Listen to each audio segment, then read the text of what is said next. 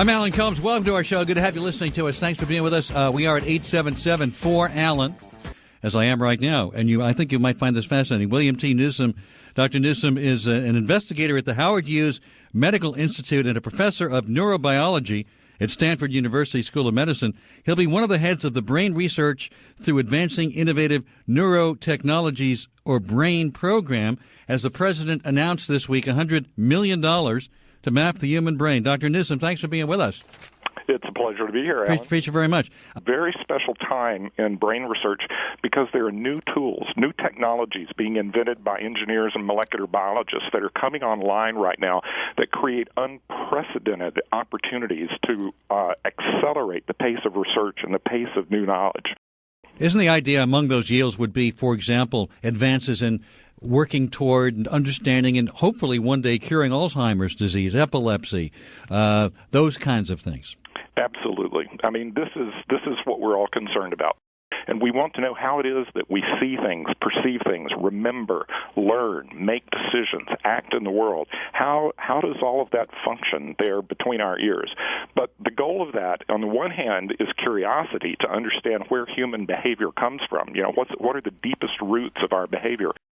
We talked with Dr. William Newsom, who is part of this project, helping to lead this project. They came up with a nice acronym, BRAIN, for all the words in the name of the project. You worked a lot with monkeys, right? I have. And electrodes. Yes. Tell me, what is the value of that? And are they harmed in any way in this? Have you had any pushback from the animal rights people? Well, animal rights people have pushed back, sure, and I don't begrudge that. I mean, I have pets myself, and I love animals myself, and I think that all of us scientists who work with animals feel a responsibility for their care and for their welfare. One of the fascinating things I've read about your work is looking at altruistic behavior, and can you predict that with the brain? What have you learned about that? Well, that's a really interesting question also. So this is not my personal area of expertise, though I've sort of been a collaborator on a project. And, you know, we're doing experiments with animals in what we call pro-social behavior.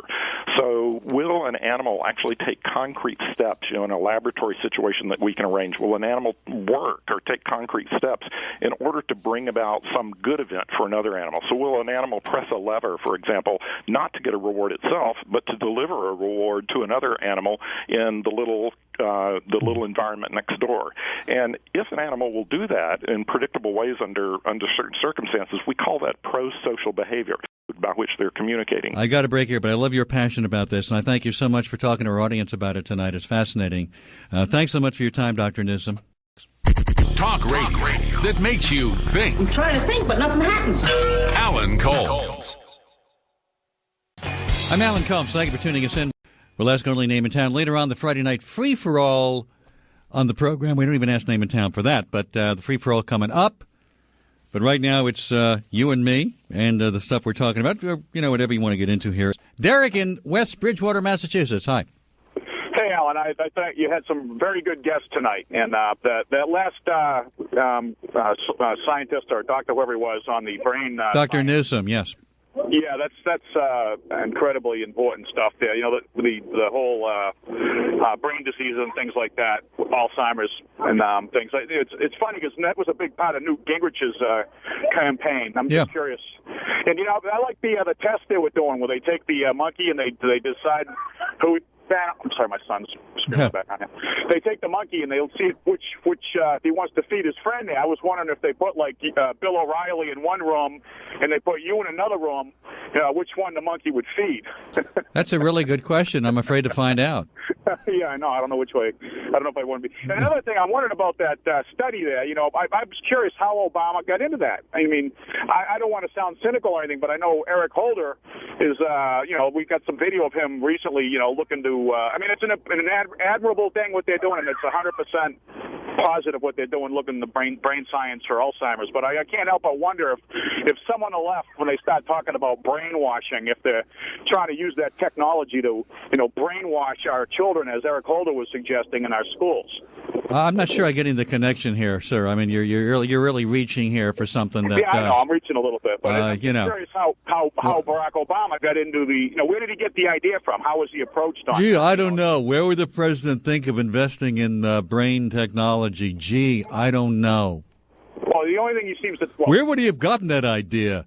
The only thing he investing in medicine and the idea of actually looking at the brain to help solve diseases. Where would the president have thought of something like that? It's amazing. Well, the only thing I've ever seen him invest in is things that were lucrative to his friends, like the green technology. Oh, get out of here! That's just not. Now you're full of crap. Now you're full of crap. Can I ask one more question? Wait a minute. First of all, you're making an accusation that he's taking graft, or that somehow he's corrupt, or purposely awarding his friends. There's no evidence of that. Sorry. There's no evidence of that whatsoever. I can't help think about that. But but you're a cynic, and there's no evidence of that. What you're making an accusation that there's no. You're repeating the look. You're repeating the. All right, look. You're refining the 2008 election. There's no evidence of this whatsoever. His best friend Blago works out of the same. That's not his best friend, and that is not his best. Politicians have a reputation for doing. That has nothing to do with Obama. You are jumping around here and trying to make connections that don't exist, and you're not having an intelligent conversation right now. I believe I am. I believe you're not. I believe you're wasting my time right now. Can I say one thing about the situation down there in Connecticut? Yeah, what's that? What happened there with the crazy person down there in Connecticut, killing all those children. And that was a horrific event, a horrific, terrible thing. But I can't understand how we can take 316 million Americans and use the acts of one, two, three psychotic individuals in the last 18 months and use those three psychotic individuals out of 316 million to take the rights away from the other. Well, what right is being taken away? You're full of right-wing talking points. No one's rights. I'm an independent. No, you're not an independent. Don't give me that crap. I don't give me that crap about being an independent. You're giving me right. Hey, Derek, you're giving me right-wing talking points. You're giving me NRA talking points. No one's. Don't tell me you're independent after the. I'm not a member. You're not an independent. I voted for Scott Brown. I don't care who you voted for. You're giving me right-wing talking points. No rights. Hey, Derek, we can't both talk at the same time. Well, don't call me names. No rights are being taken away. No rights are being taken away. My local sportsman's club, I'm a hunter, okay? When you take my magazines no one's taking your rights away from you. When you take guns away from people... No guns are... This drives me nuts. No guns are being taken away. No one's taking your friggin' guns. No one's taking your guns, you idiot. No one's taking your guns. I'm going to come to your house and take your guns. What's your address? I'm coming to get your guns. You shouldn't have a gun. I don't want you with a gun. You should have no gun. I don't want you having a gun. You're not qualified. You're too crazy to have a gun. What's your address? I'm coming to your house to get your gun right after the show. I'm going to Massachusetts. I'm going to get your gun. What's your address? What's your address? I'm coming to get your gun. It's coming on right here in Massachusetts. You're out of your mind. To the chief of police in my local town, and he said it breaks his heart to have to show up at people's houses to take their firearms. No one's. It's going on the chief. Right now. All right, I'm going to check this out. The chief of police. Tell me exactly what his name is. I'm not going to say if he's the chief of police in West Bridgewater. Are you telling me the chief of police in? I didn't say it was in West Bridgewater. All right, I want to know where a chief of police is going to be. I'll tell you what. If you're right, I would like to know. So you tell me where a chief. Tell me where a chief. Sir, Derek. Hey, Derek.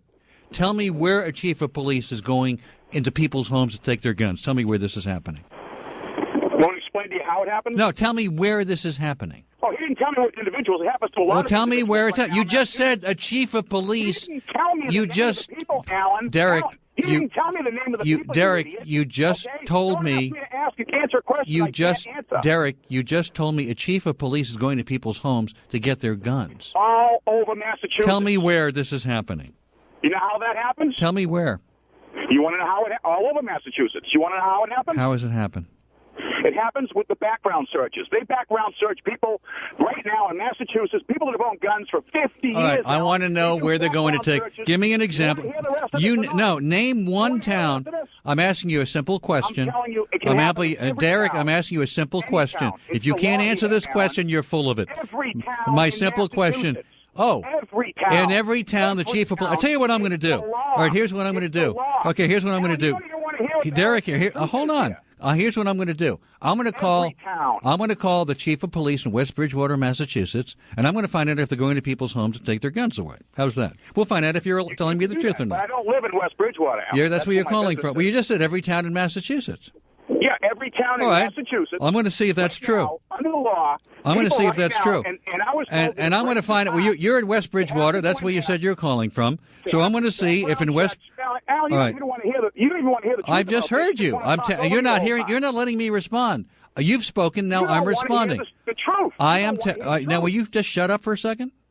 You gonna let me tell you the truth? You just talked. Now I'm talking in response to you. I'm going to call the chief of police in West Bridgewater, Massachusetts, and find out if you're lying or not. You can do that. And see if they're going to people's homes to get their guns. Now let me tell you. Let me tell you how they're doing it, and then you can ask them. Right.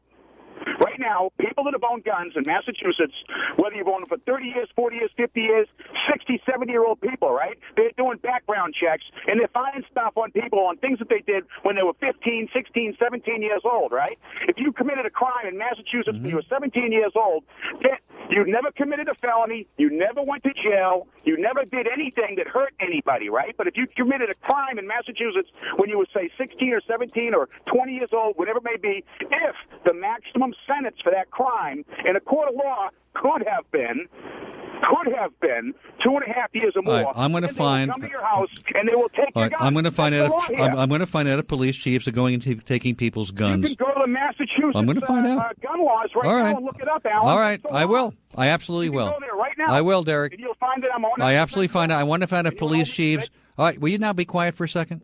Then you can owe me an apology. I'm going to find out if chiefs of police are going to people's homes to get their guns. All right? Absolutely they are. All right, it's Derek. The law. Have a good night. Thank you very much. We'll be back at 877-367-2526. Patriotic dialogue every night. All you've done is trash the American people, and you do not support our troops. It's people like you that are just destroying the structure and the nature and the fabric of this country. Well, almost. You must have the record for the people that hate you and listen to you. They love to hate me. Alan Colmes. Brian in Windsor, Canada. Hello. Hi, Alan. It sounds like you need a little bit of sanity. It'd be nice to have some. Are you going to offer that? I will try. But I really want to find out if that guy was just BSing me. It'd be nice to have some. Are you going to offer that? I will try. So we're going to try to find out about those Massachusetts. He was claiming that Massachusetts chiefs of police go to people's homes and take guns away from people who've had them for years after doing background checks. We are at 877-4-ALAN. By the way, is anybody else in Massachusetts? Can you give me some information about how police chiefs are going to your house to take your guns away? I'd like to know more about that. When I hear the repetition of guns are being taken away, or guns are going to be taken away, or proposed legislation. Normally I hear with proposed legislation, Obama wants to take your guns away, or that registration will lead to confiscation. That's what the NRA says. This guy's saying they're already doing it in Massachusetts. It's part of the law. And that's why I got crazy with him, because this stuff drives me nuts. If it's misinformation, if I'm ill-informed, I'd like to know, so I want to find out about it. But, people just say stuff sometimes, and I want to check it out. I'd like to know if anybody in this country ever had their gun taken away. Maybe you could, and maybe it's some people who should have their gun taken away. For example, if we knew about this kid in Newtown, the gunman, and we had found out certain things, if we found out about this guy who shot Gabby Giffords, if we had found out ahead of time that these people had certain issues and were prone to violence, maybe we should have certain people's gun taken away from them. What would be wrong with that? We are at 877-367-2526. Roy and Marion, North Carolina. Amen, Alan. I grew up in Western Mass. A lot of my relatives are still there. I kind of hear things about them all the time. One thing that Derek neglected to mention, Massachusetts has the least gun crime in the country by far, and they have the strictest gun laws in the country. Not anymore, not with what happened in Connecticut. I think Connecticut now has them beat based on what happened this week. Well, when they get it going, I mean, there's a difference between a piece of paper and actually. Well, no, the law has been signed, but now they've got to enforce it. Yeah. I was inspired by the reefer conversation lately. It looks God is a comedian, maybe a practical joker, maybe an herb smoker. I mean, have you ever in history? Can I say something about? I actually got to move on, man. But I do thank you very much. I appreciate the call, Roy. It's the cowardice of guns. Okay. The easy cowardice of gun terror. Okay. That we, as brave Americans, we should stomp like a rat snake. Okay, Roy. Thanks. Thank you, sir. Hi. If you are a new listener to this show, we certainly would welcome you. If you're listening to one of our affiliates taking us at our new time, perhaps in Florida or Connecticut, or one of our other fine venues in Massachusetts, we are at 877-4-ALAN, 877-367-2526, the Friday Night Free-for-All. I was saying on our new affiliates, hearing us at our new time, you're not used to hearing the show. You should know you are very welcome on this show. We try not to get into shouting matches, although one caller tonight did drive me nuts, I have to admit, talking about how they're confiscating guns in Massachusetts. I did go a little crazy. But I'm really trying to restrain myself and not do that. How easy is it to get on the air with Alan? Almost too easy. I mean, do you blame me that I sometimes want to just take my head and hit it against a wall? Call now at 877-367-2526. Hello. Who are you? Hello.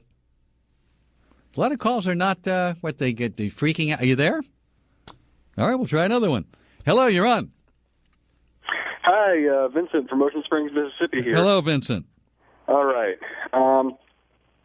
Now, I don't have a lot to say against what you've just said, but one thing that kind of bothers me is the liberal thinking that taking away guns... Who's taking away guns?